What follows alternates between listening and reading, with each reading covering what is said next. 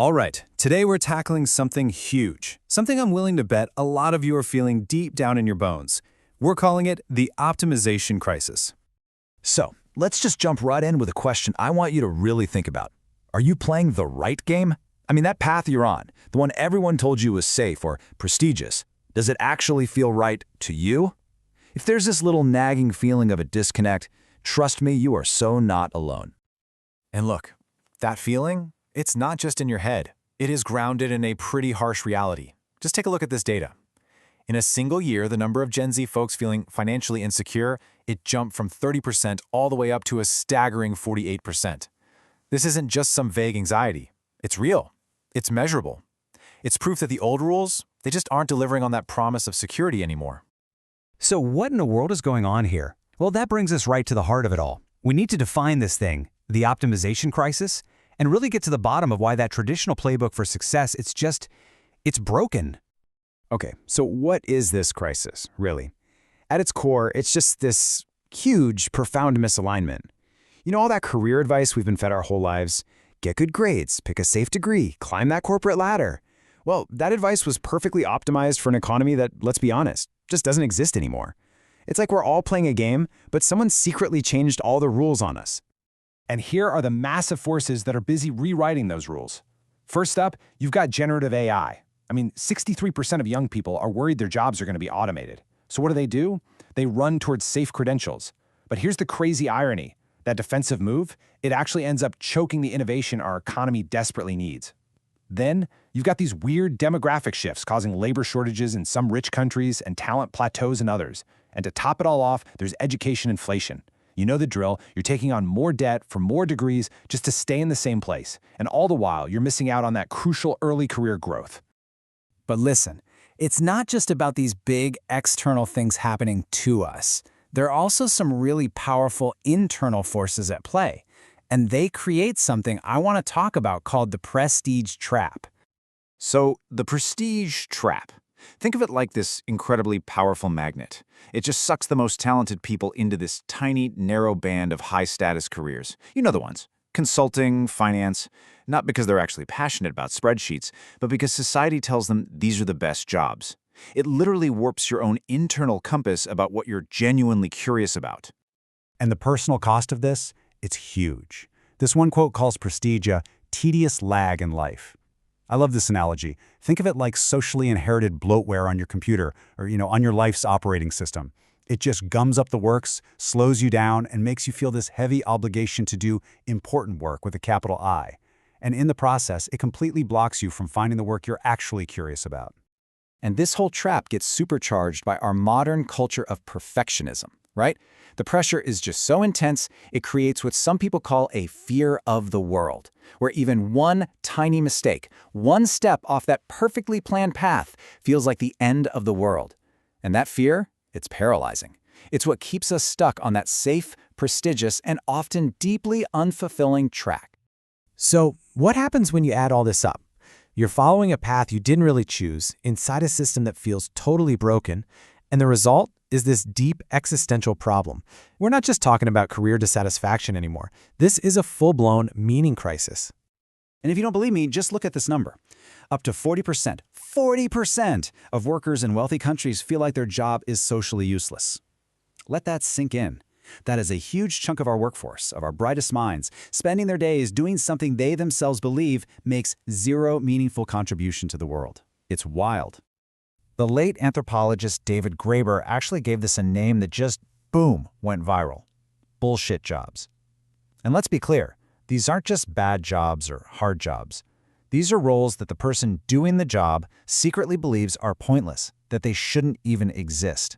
We're talking about the professional box tickers, the duct tapers, the people whose entire job is to create more bureaucracy for other people. And we have to be really, really clear about this. This is not a trivial problem.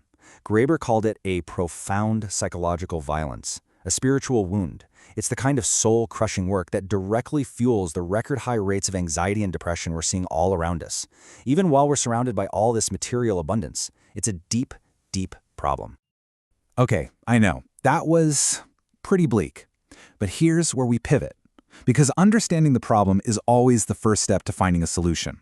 So now, let's talk about that solution. a brand new playbook for building what's called an anti-fragile career. And this really lays out the whole shift in thinking. The old playbook, right? It was all about safety. Get the credential, climb the ladder, whatever you do not fail. The new playbook is about the exact opposite of that fragility. It's about being anti-fragile, meaning you actually get stronger from chaos and uncertainty. And how do you do that? By chasing your real curiosity, building leverage for yourself, and embracing a little bit of risk. So the whole foundation of this anti-fragile career is something called specific knowledge. This is the stuff that makes you, you. It's not what you can learn in a textbook or a lecture hall. It's the unique intersection of things you discover by just following your genuine obsessions. And here's the absolute key. If something can be taught in a classroom to thousands of people, you can bet it's on the chopping block for automation. Your genuine curiosity, that's your only real defense, your only real moat in this new world. Okay, so you've found your specific knowledge. Now you need to amplify it. You need leverage. The old forms of leverage were labor, people working for you, and capital, money working for you. But the absolute game changer, the thing that is unique to our time, is the third form, code and media. These things have what economists call zero marginal cost of replication. What does that mean? Think about it. It costs a baker more ingredients and time to make a second loaf of bread. But how much does it cost a writer for a second person to read their blog post? Nothing. You create it once and it can work for you forever, reaching millions. That kind of permissionless leverage, it's probably the most powerful force for wealth creation we've ever seen. Right, so you're probably thinking, great, but how do I do all this without going broke? And that's where something called the barbell strategy comes in. It's brilliant. You play both extremes. On one end of the barbell, you have your super safe, maybe even boring day job. It pays the bills, keeps the lights on, lowers your anxiety. Then, on the other end, you take all that free time and energy and pour it into maximally risky, high-upside, anti-fragile side projects. We're talking writing, starting that niche company, building something you own. Okay, so now let's zoom out for a second. When you have millions of smart, talented people all starting to make these kinds of shifts in their own lives, it doesn't just change things for them. It creates this massive ripple effect through the whole economy. And it leads to this really fascinating new problem, or maybe opportunity. It's called the leadership vacuum. Brace yourself for this statistic. 6%. That's it. Only 6% of Gen Z say they aspire to be a senior leader in a traditional company. I mean, the brightest young people are looking up at that corner office, at the whole C-suite lifestyle, and they're just saying, nah, I'm good. They see it for what it often is, isolating, incredibly stressful, and totally disconnected from what they actually value. So if the old ambition was climbing the ladder, what's the new ambition? It's something people are calling horizontal growth. Instead of climbing up, people are focused on growing out. They're learning a wider range of skills, working across different teams, building a more robust base of experience. They're optimizing for things like autonomy, well-being, and a sense of purpose, not for power or a fancy title. And this mass rejection of the old model, well, it's creating that critical leadership vacuum we talked about. You have CEOs stepping down at record rates, and there's no deep bench of young, eager people waiting to take their place. For a lot of old-school companies, this is a 5-alarm fire. But for the rest of us, it's a massive opportunity for entirely new kinds of companies and new kinds of leaders to step up and fill that void. Which brings us to what might be the single most important skill for navigating this new world. It's the concept of high agency. High agency is basically the exact opposite of learned helplessness. It's the core belief that the world doesn't just happen to you, you can happen to the world.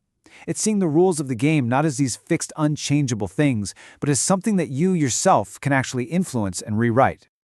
And really, that's what this entire conversation boils down to. Building that anti-fragile career, finding your specific knowledge, developing high agency. It's all pointing towards one single, incredibly powerful idea. The environment is not a given. The rules are up for grabs. They are being rewritten as we speak. So the only real question left for you is, what problem are you going to solve?